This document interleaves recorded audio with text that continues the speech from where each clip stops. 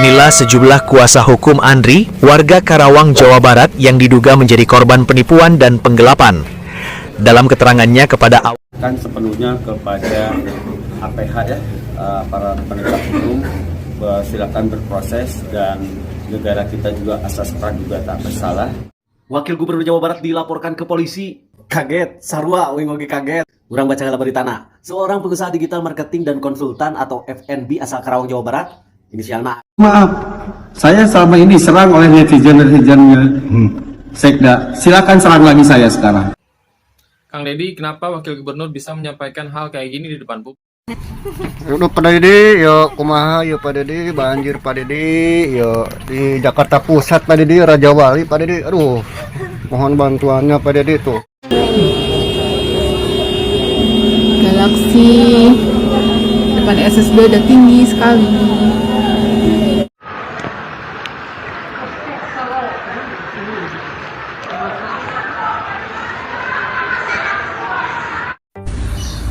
Jakarta banjir airop teman-teman. Ini kiriman dari laut ya. Fluid nih. Kalau melihat banjir yang kemarin yang terjadi di Jakarta, maka setelah saya merenung, air yang jatuh di rumah kita jangan dialirkan keluar. Kalau kita alirkan keluar, namanya kita nyumbang air ke masyarakat. Yang kasihan yang di ujung jalan tuh nanti rumahnya paling pendek, itu paling kena banjir. Jadi ya esok mana mak, ini teh warga desa non Karangligar, banjir langganan. Paling tinggi berapa banjirnya? Laporan untuk warga Jabar, warga Bogor, warga Bekasi, Depok, Karawang, Kota Bekasi. Daerah aliran sungainya sudah ada solusinya. Bapak Aing atau Kang Deddy Mulyadi memberikan solusi atau alternatif untuk banjir di Dayakolot, terutama perihal di masalah jalan. Ngomongin bencana-bencana terus nggak ada solusi. Tahun ini adalah tahun introspeksi, tahun tobat. Termasuk yang harus tobat bukan hanya tobat tata ruang, tobat yang menyertifikatkan sungai. Jakarta saat ini sedang dikepung banjir, ya. Karena banjir di Jakarta ini adalah permasalahan yang kompleks. Dari dulu banjir di Jakarta ini memang susah ditangani. Hari Senin 12 Januari 2026, beberapa titik di daerah Jakarta banyak yang terendam banjir. Dan alhamdulillahnya kondisi banjir tersebut. Nasib Jakarta ditentukan oleh Jawa Barat. Bogor kalau alamnya rusak tenggelam itu Jakarta. Ada 10 gunung yang nahan air itu untuk pergi ke Jakarta. Masalahnya pemerintahnya dari supir oplet sampai akademisi nggak paham. Hai guys, jumpa lagi dengan saya Hadi Purwanto guys. Kemarin kita dikagetkan sebuah kabar, yaitu Wakil Bupati Jawa Barat tersandung sebuah kasus guys, yaitu penggelapan uang senilai 3 miliar. Uang ini diduga uang dari seorang pengusaha dari Karawang guys. Nah, bagaimanakah tragedinya? Mari kita lihat guys. Let's go guys.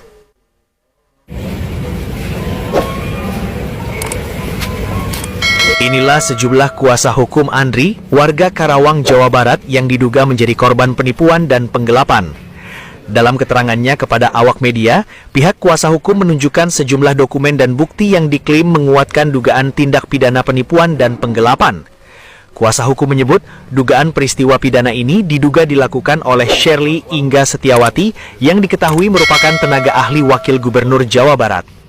Alex Safri Winando selaku kuasa hukum korban kemudian memaparkan kronologis kejadian. Menurut Alex, rangkaian peristiwa bermula sejak bulan Maret 2025 saat terlapor menawarkan skema investasi berupa peminjaman dana talang. Dana tersebut disebut-sebut akan digunakan untuk mendanai sejumlah kegiatan serta kebutuhan rumah tangga Wakil Gubernur Jawa Barat. Dalam perjalanannya, terlapor juga memperkenalkan Andri kepada Wakil Gubernur Jawa Barat Erwan Setiawan yang dalam laporan ini turut disebut sebagai terlapor. Korban diyakinkan bahwa dana yang diberikan akan digunakan untuk pembiayaan program pengadaan dan berbagai kebutuhan kegiatan Wakil Gubernur Jawa Barat. Untuk memperjelas dugaan kasus tersebut, berikut penuturan Alex Safri Winando selaku kuasa hukum pelapor Andri. Cerita kronologis awal hingga terjadinya laporan polisi di Polda Jawa Barat. Pertama, Shirley berkenal dengan saudara Andri pelapor, yaitu pelapor ya, yaitu dan merupakan klien kami. Kemudian setelah berhubungan komunikasi, si Sherly ini mengajak si Andri ke rumah dinas wakil gubernur pada saat pelantikan, yaitu syukuran dilantiknya wakil gubernur Jawa Barat, gitu kan. Pada saat itu Sherly memperkenalkan Andri ini kepada Dapa. Dapa itu merupakan anak wakil gubernur terpilih yang saat ini masih menjabat, gitu kan. Kemudian setelah kenalan, diperkenalkan juga Andri kepada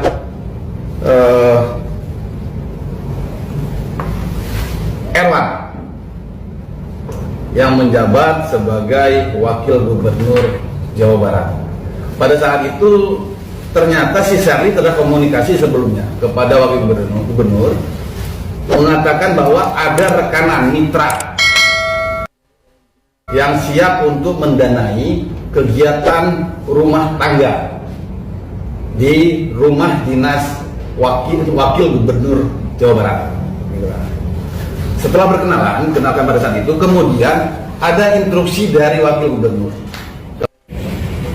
Jadi itu video pendeknya guys. Jadi yang mengawali awal mula peristiwa ini yaitu Sherly guys. Sherly ini sebagai mediator penghubung antara pengusaha dari Karawang ini yang kemudian bertemu dengan wakil bupati beserta anaknya guys. Nah di sini muaranya guys, yang ujung daripada pertemuan itu adalah kerjasama investasi guys. Itu alasan pertama kali guys.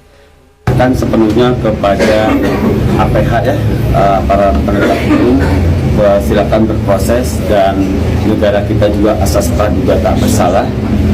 Ketika dinyatakan tersangka belum tentu terdakwa, tapi saya mewanti-wanti kepada seluruh, bukan hanya kepala daerah saja, kepada kemarin Food Corporate, masih ingat apa yang saya sampaikan?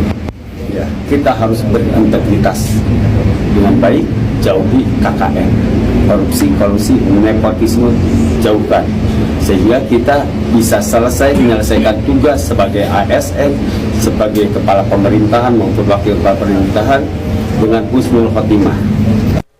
Jadi kasus ini masih belum tuntas guys ya, masih berproses ke pengadilan guys. Nanti ujungnya bagaimana, nanti kita tunggu aja guys. Wakil Gubernur Jawa Barat dilaporkan ke polisi. Kaget, sarua, wingoge kaget. Urang baca dalam beritana. Seorang pengusaha digital marketing dan konsultan atau FNB asal Karawang, Jawa Barat, inisialnya AS, melaporkan Wakil Gubernur Jawa Barat ke Direktorat Kriminal Umum atau Dirkrimum Polda Jawa Barat pada Senin 22 Desember 2025. Kuasa hukum AS atau korban ini ya, Alex Sapriwinando, mengatakan selain Wakil Gubernur Jawa Barat, ada dua orang lainnya yang turut dilaporkan, yaitu S alias Sherly nih yang mengaku sebagai tenaga ahli Wakil Gubernur Jawa Barat, dan satu lagi anak dari Wakil Gubernur Jawa Barat yang diketahui namanya Dava Al-Ghafari. Karena panjang ya, Ame jelaskan kronologisnya. Menurut kronologis yang dijelaskan Alek, peristiwa dimulai sejak bulan Maret 2025 ketika Sherly Ingga Setiawati atau telapor pertama yang menjabat sebagai tenaga ahli Wakil Gubernur Jawa Barat mengajak Andri, ya Andri itu korban, menghadiri acara syukuran di rumah dinas Wakil Gubernur. Pada kesempatan itu, Sherly menawarkan skema investasi peminjaman dana talang untuk mendanai kegiatan dan kebutuhan rumah tangga Wakil Gubernur Jawa Barat, Erwan Setiawan atau terlapor 2.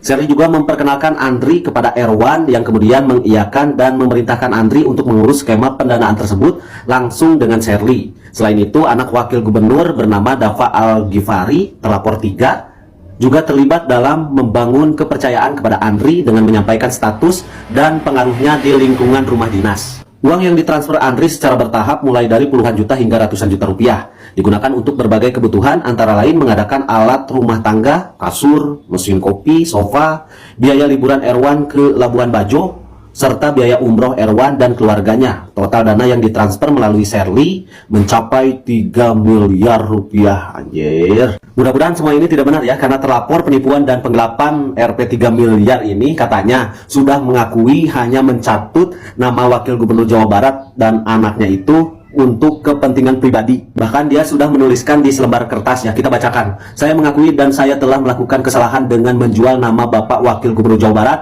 Bapak Erwan Setiawan beserta anak beliau bernama Dafa Al-Ghifari kepada Bapak Andri Somantri selaku Direktur PT ADS.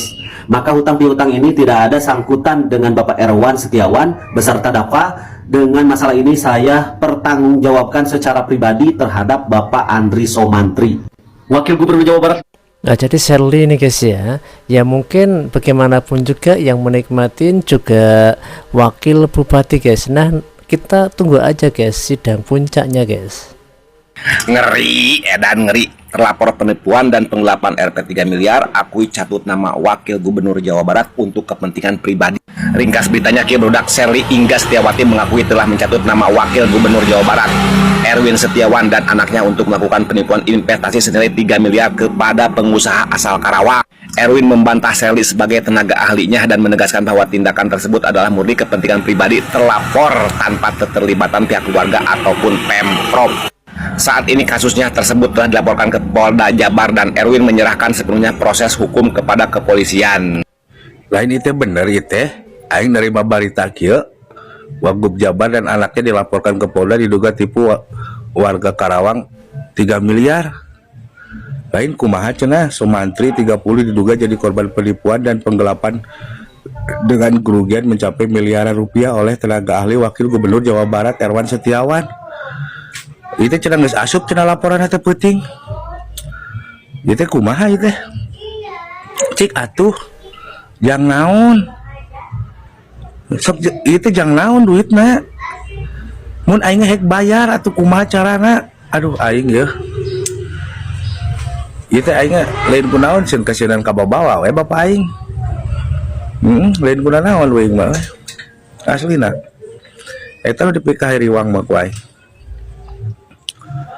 Oh kaget orang kan nerima berita iya aslina tah orang tah. Tuh tinggali.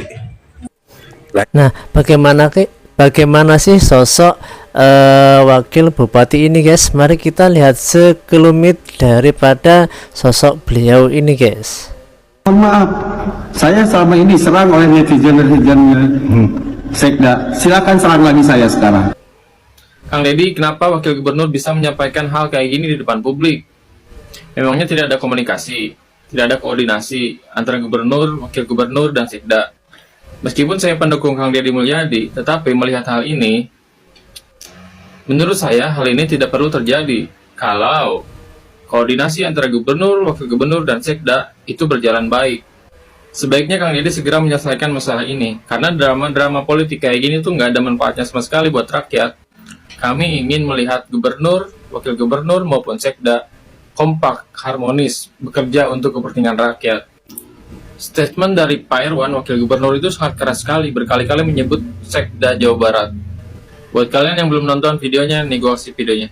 Dipahami, namanya sekretaris daerah itu bukan sekretariat daerah. Seharusnya Pak Sekda selalu ada di kantor. Pak Gubernur di lapangan, saya ke lapangan. Apa yang menjadi temuan Pak Gubernur, saya datang. Terus di sini Pak Sekda tinggal mengkoordinir dengan para dinas terkait, selesaikan, fokus kepada program-program kerja kita, fokus kepada Jabar Istimewa. Dan saya kontrak di sini nggak apa-apa, terserah sampaikan. Saya sangat kecewa. Ini akumulasi dari kekecewaan saya. Beberapa kali udah pelantikan kepala dinas, jangankan dilibatkan, diberitahu saja saya tidak. Kan seharusnya seorang Sekda itu memberitahu. Minimal ngasih tahu lah, Pak hari ini akan ada pelantikan. Saya tidak. Silahkan Pak Gubernur dan Pak Sekda yang ngatur itu, tapi minimal saya dikasih tahu informasikan. Walau bagaimanapun saya itu wakil gubernur sepaket dipilih oleh masyarakat, jadi tolong saling menghargai. Saya kontak Sekda, Pak Sekda sampaikan beberapa statement bahwa dia sudah ada komunikasi dengan saya. Demi Allah tidak ada sampai saat ini, ya tidak ada telepon, nggak ada, ngajak ketemu langsung.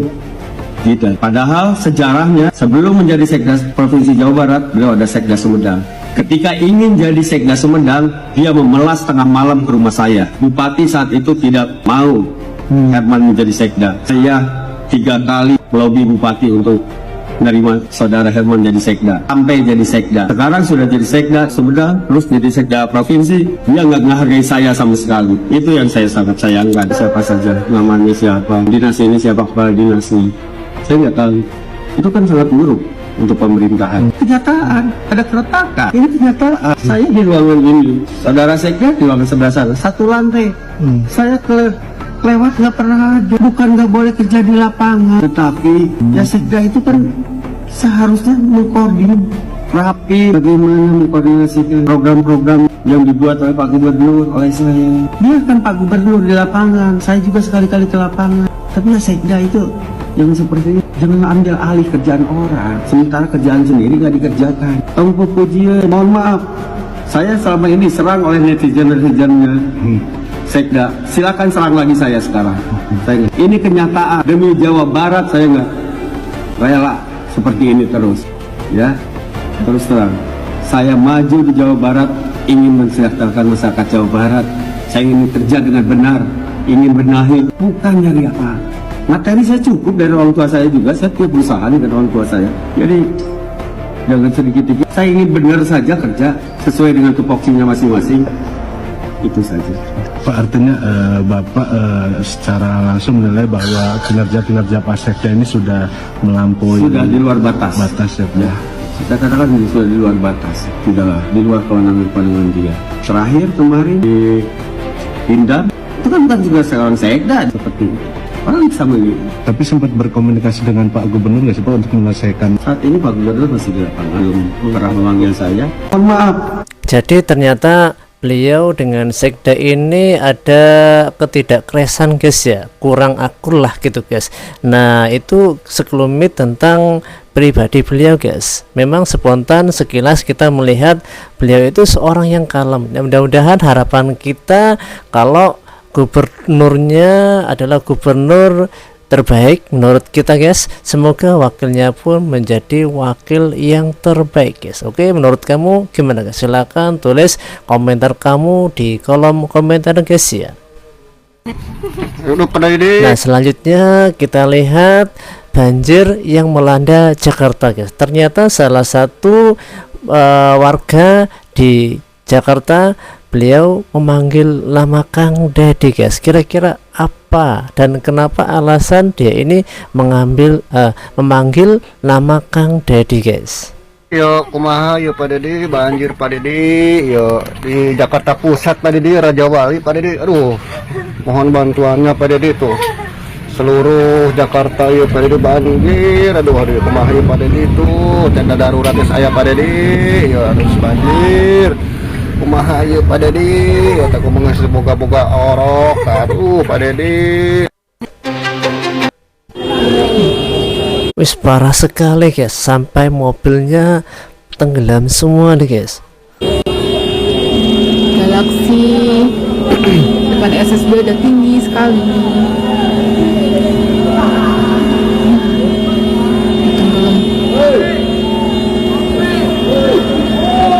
Aliran sungai kencang banget.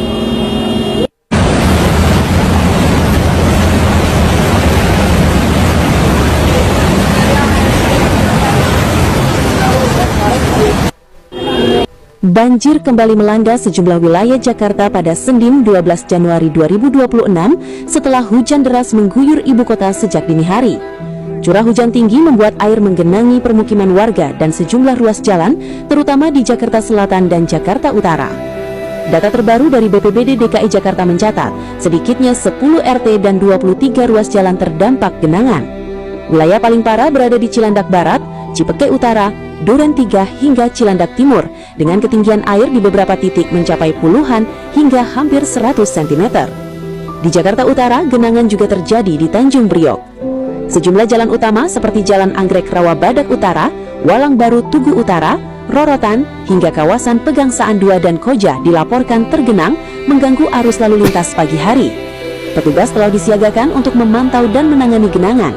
Warga diimbau tetap waspada dan mengikuti arahan resmi jika kondisi memburuk. Jakarta sekali lagi diuji hujan dan drainase. Jakarta banjir air rob teman-teman. Ini kiriman dari laut ya. Jadi air laut pun juga ikut pasang guys ya. Fluid nih di fluid.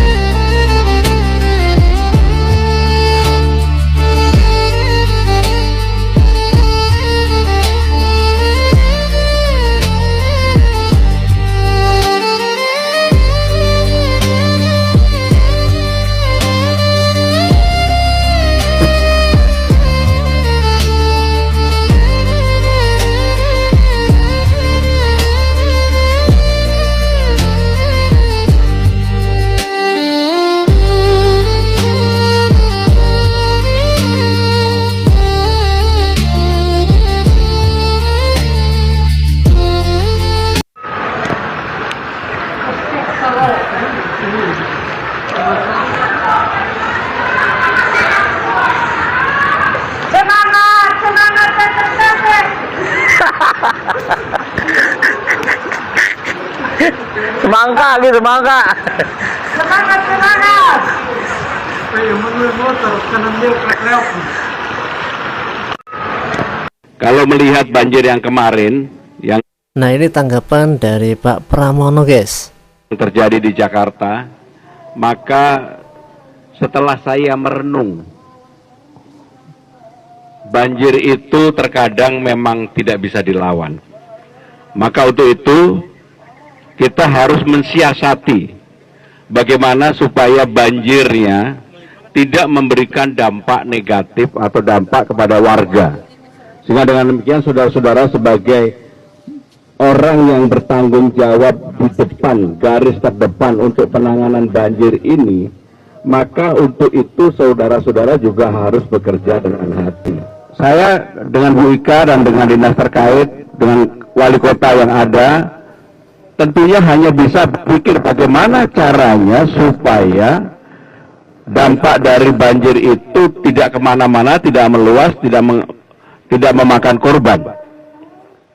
Sehingga itulah yang kita pikirkan. Sehingga dengan demikian saudara-saudara, pengalaman inilah menjadi pembelajaran bagi kita semua. Memang terkadang kita nggak boleh melawan banjir, tetapi bagaimana kita mensiasati bahwa banjir yang terjadi itu bisa kita alihkan, bisa kita salurkan. Dan secara khusus saya juga ingin meminta maaf kepada warga yang terdampak, karena sekarang ini masih ada beberapa warga yang terdampak akibat banjir 1 hari sebelumnya, akibat yang semalam. Air yang jatuh di rumah kita jangan Nah ini solusi dari Pak Anies guys. Kira-kira bagaimanakah solusi dari Pak Anies ini guys? dialirkan keluar. Kalau kita alirkan keluar namanya kita nyumbang air ke masyarakat. Yang kasihan yang di ujung jalan tuh nanti rumahnya paling pendek itu paling kena banjir. Jadi tiap rumah tahan airnya di rumah Anda. Zero runoff, nggak dikeluarin. Dengan cara apa? Bangun di situ sumur resapan. Sehingga air hujan yang jatuh ke atap itu tidak dialirkan lewat talang keluar, tapi alirkanlah ke lahan Anda sendiri. Maka kita tidak menyumbang air ke tetangga. Kalau tidak menyiapkan penampungan, buat lubang aja. Itu yang kita biasa menyebut vertical drainage. Air itu ditampung sehingga tidak mengalir. Simple. Cek yuk rumah kita. Apakah kita termasuk penyumbang air keluar atau tidak?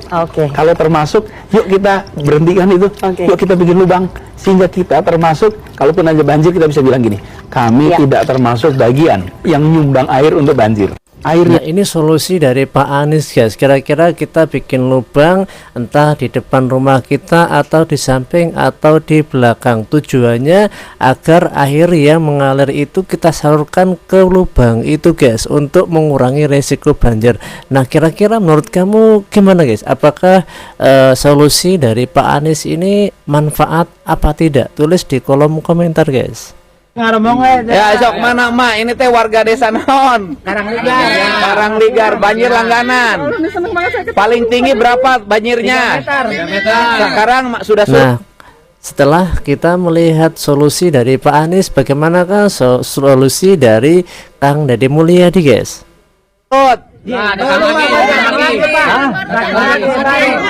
Tadi malam datang lagi. Tapi suruh lagi pagi-pagi. Baru datang. Ya kan? Jadi solusinya untuk warga Karangligar, 1000 rumah ini nanti pemerintah provinsi menyiapkan bangunan panggung. Jadi rumah-rumahnya berkolom panggung 2,5 meter. Sehingga nanti kalau banjir tidak repot. Tinggal turun pakai perahu terus ke jalan. Setuju tak? Nah, awas jangan setuju pas nanti pembangunan menolak. Ya, tahun ini juga akan kita bangunin selain mudah-mudahan Kementerian PU, PR bisa segera merealisasikan bendungan Cibeet dan bendungan Cijurai, karena ini berasal dari air sungai Cibeet dan Cijurai. Jadi banjir di sini. Tetapi kalau kemarin mah banjir tadi Karawang. Ayo nama di puncaknya banjir. Dah beak usia sudah kebon teh nah lurus tunjung dipikir-pikir mah. Nya, kudu gancang anggeus. Banjir moal anggeus ku sembako.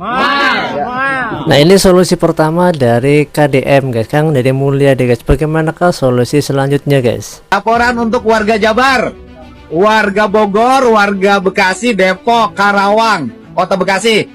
Daerah aliran sungainya sudah ada solusinya. Pak Menteri dijelasin solusi tanah yang dikuasai oleh perorangan maupun perusahaan di daerah aliran sungai.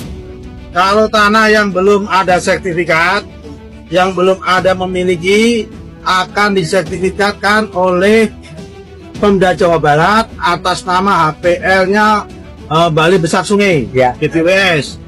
Kalau yang udah ada kadung ada sertifikat, kalau prosesnya tidak benar dan memang bukan haknya, akan kita batalkan.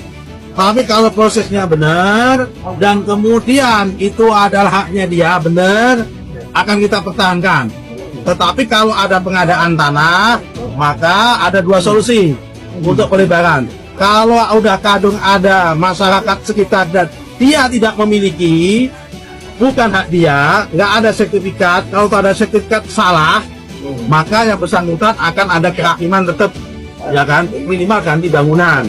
Tapi kalau dia prosesnya benar, maka akan menggunakan pengadaan tanah, bisa ada ganti rugi. Terima kasih.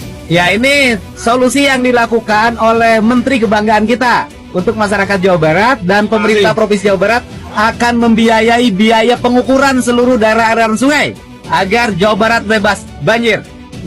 Terima kasih. Assalamualaikum. Salam.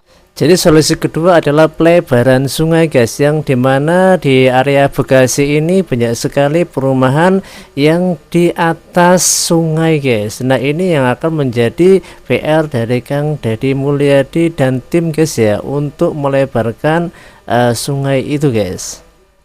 Bapak Aing atau Kang Deddy Mulyadi memberikan solusi atau alternatif untuk banjir di Dayakolot, terutama perihal di masalah jalan atau lalu lintas nanya. Bapak Aing ingin membongkar jalan lurus dan jalan pendek dan digantikan dengan jalan melengkung. Kalau masalah perihal warga yang terdampak banjir, sebenarnya dulu Bapak Aing sudah memberikan solusi berupa ingin pindah atau rumahnya dibuat rumah panggung. Ya intinya direlokasi lah, dipindahkan tempat tinggal gitu. Cuman karena wargana loba di Dayakolot teh nepi ka 2000 leuwih lah, 2000 ka leuwih. Jadi butuh proses neangan tempatna. Nah, matak ayeuna Bapak Aing ngusulkeun ye jalan we heula jeung saluran-saluran susukanana dibenerkeun. Bapak Aing negaskeun ieu ka wali kota atau bupatina cenah. Lamun lila-lila wae, rapat-rapat wae. Ieu Pemprov dek turun langsung. Nah, ieu pernyataan Bapak Aing nya. Kalau agak lambat nanti provinsi turun, tapi kalau gubernur turun tong dibilang one man show kan ayahnya bahwa Bapak ini sebutkan one man show gara-gara segala teh turun langsung sebutkan one man show atau pencitraan naon lah. Jadi niatna teh sedengkeun ieu kayana geus darurat cenah ieu. Teu bisa dinunggu rapat-rapat udah sidik atuh banjir geus gede di Dayakolot teh terus rapat. Di dieu ge urang kereknya bahwa eta mah kewenangan ti wali kota jeung bupati. Tapi mudah-mudahan Bapak Aing atau Kang Deddy geus jengkel ini ngali warga karunya kerot. Di Dayakolot nu banjirna gede. Nya mudah-mudahan dipercepat lah segala prosesna. Tong lila rapat evaluasi sidik ya banjirna geus gede karunya. Jadi solusi selanjutnya adalah pengolahan sampah guys. Bagaimana cara mengolah sampah dengan baik guys. Jangan ngomongin bencana-bencana terus, nggak ada solusi. Tahun ini adalah tahun introspeksi, tahun tobat. Termasuk yang harus tobat bukan hanya tobat tata ruang, tobat yang menyertifikatkan sungai. Kudu tobat sih ya. Ya kan? Tobat dong, jangan ngambil hak orang lain. Bapak sini, biar publik tahu apa sih masalah kita. Ke Sungai Cikeas, pertemuan dengan Sungai Cilengsi dan Bekasi. Pertemuan dengan Sungai Bekasi, ya kan? Alat itu. Tetapi alat itu tidak bisa berjalan ke sana. Karena bibir Sungai Cikeasnya, daerah aliran sungainya sudah bersertifikat dan sudah ganti jadi rumah. Iya, Pak. Sehingga pelebaran sungai tidak bisa dilakukan. Iya, Pak. Ya kan? Tidak Iya, bisa Pak, dilakukan. Karena sudah berubah jadi pemukiman. Nah, kalau saya nggak ada urusan. Tahun ini harus tuntas, harus ada pelebaran pemukimannya ya, harus direlokasi. Pertanyaan Bapak, ngomong dengan keyakinan nih Pak. Bapak dari mana? BBWS, Pak. BBWS. Bapak yakinnya daerah aliran sungai itu tanah milik sungai apa tanah perorangan asalnya? Asalnya ya milik yang tegas, sungai, Pak. milik sungai. Berarti berubah jadi perorangan. Oke. Solusinya adalah hari Selasa saya mau besok bertemu dengan Menteri ATR BPN. Kita bahas tata ruang, Bapak besok hadir. Kita jelasin bahwa tanah-tanah di seluruh bantaran sungai Kali Bekasi, Walungan Cikeas, Walungan Cilengsi, semuanya sudah berubah jadi perumahan dan tanahnya menjadi hak milik. Jadi kalau dilakukan pelebaran sudah tidak mungkin, harus ngebebasin. Tapi menurut saya kalau riwayat tanahnya salah, BPN berhak mencabut. Menteri ATR BPN berhak mencabut. Kan sama laut juga kemarin disertifikatkan. Kalau kemarin laut disertifikatkan, sekarang sungai disertifikatkan. Ya cabut. Karena ini jadi milik perorangan ini juga. Perorangan, Pak. Ini kan daerah aliran sungai, Pak. Betul, Pak. Ini jadi milik perorangan. Perorangan. Jangan ngomong. Nah ini Kang Deddy langsung gerak di lapangan guys. Jakarta saat ini sedang dikepung banjir ya. Karena banjir di Jakarta ini adalah permasalahan yang kompleks. Dari dulu banjir di Jakarta ini memang susah ditangani. Tapi yang saya heran sekarang adalah kenapa sekarang Jakarta dikepung banjir, yang disalahkan adalah Pak Anies. Hei Ternak Mulyono, banjir di Jakarta itu sudah terjadi sejak 15 abad yang lalu, sejak 1500 tahun silam, sejak zaman Kerajaan Tarumanegara. Kemudian di era-era gubernur itu sudah dilakukan penanggulangan ya, dari zaman Gubernur Sutioso ya, Gubernur Ahok, Jokowi, Anies Baswedan ya. Kemudian sekarang yang sedang menjabat sebagai gubernur di DKI Jakarta itu adalah Pramono Rano, Pramono Anung, dan Rano Karno. Pramono Rano Karno ini sudah menjabat sebagai gubernur dan wakil gubernur selama 1 tahun lebih. Tapi kenapa kalian malah menyerang Abah Anies ketika sekarang terjadi banjir di ibu kota? Kalau kalian mau mengkritik, kritik Pramono Rano yang sudah 1 tahun menjabat sebagai gubernur dan wakil gubernur di Jakarta. Sampai saat ini apakah ada penanganan khusus dari gubernur dan wakil gubernur ini untuk permasalahan banjir di Jakarta saat ini? Kenapa kalian malah menyalahkan Abah Anies?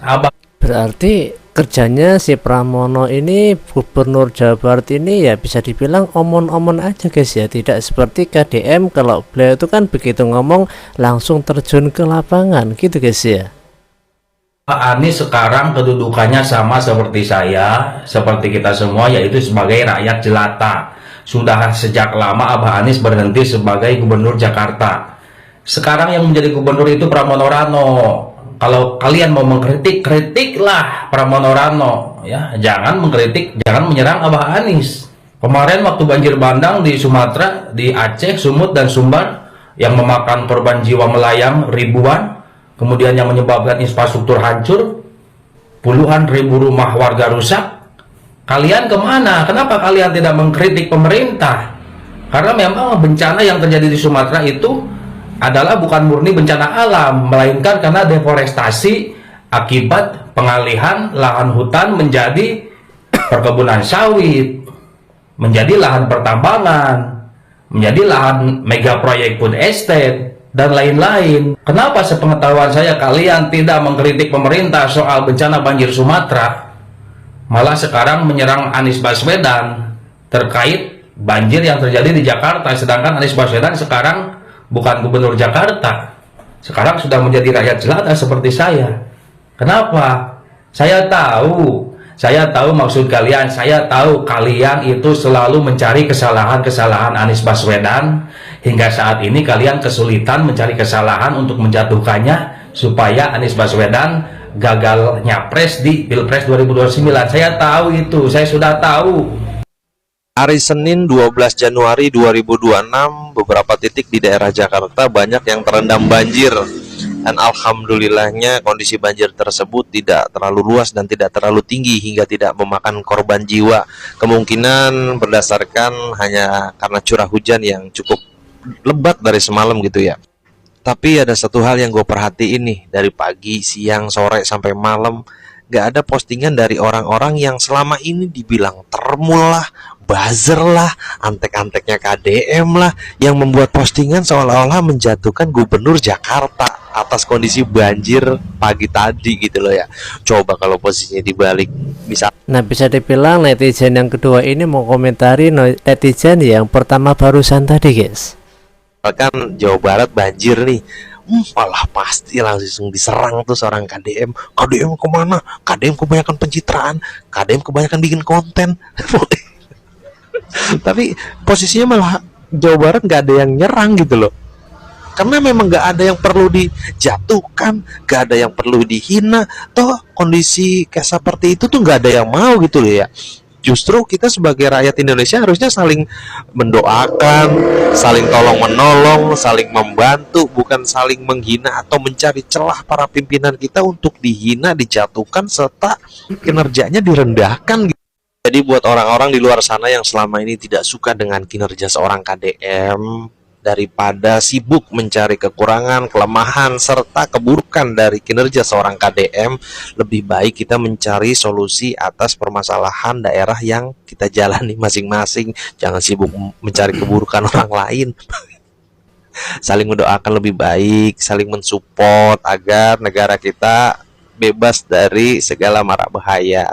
Nasib Jakarta ditentukan oleh Jawa Barat. Bogor kalau alamnya rusak tenggelam itu Jakarta. Ada 10 gunung yang nahan air itu untuk pergi ke Jakarta. Masalahnya pemerintahnya dari supil oplet sampai akademisi nggak paham akar masalah ini. Apa jangan-jangan paham tapi terkendala oposisi? Politik sih lumayannya, bukan kerja dari hati. 24 jam taman yang kalian buka, 1 juta pohon yang kalian tanam setiap bulannya tidak akan bisa menyelesaikan masalah ini. Jangan datang dengan helikopter, ajak ASN kalian pakai sepatu gunung. 1 orang bawa 1 pohon, perbaiki gunung yang ada di Bogor yang telah rusak akibat pariwisata dan komersil yang banyaknya datang dari warga Jakarta. Ini solusi dari netizen yang terakhir guys. Kita harus memperbaiki pohon yang berada di Bogor guys ya, di area pegunungan yang kemungkinan di sana itu banyak sekali penggundulan. Kemarin di Bogor memang banyak sekali penambangan guys ya, yang hari ini sudah ditutup oleh KDM guys, tapi rencananya masih berlanjut. Terus gimana nanti tergantung kebijaksanaan dari pemerintah daerah guys ya. Masa gitu aja nggak paham?